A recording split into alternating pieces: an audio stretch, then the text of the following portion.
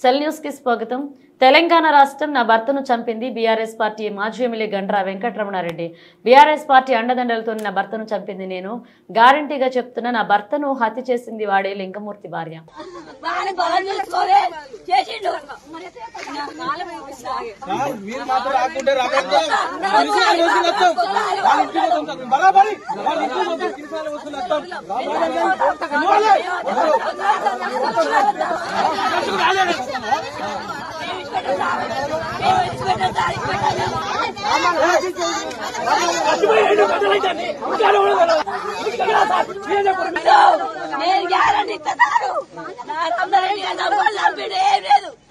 రమణారెడ్డి గారు చంపి చంపారు.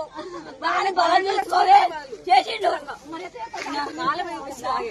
మీరు మాత్రం రాకుంటే బరాబరి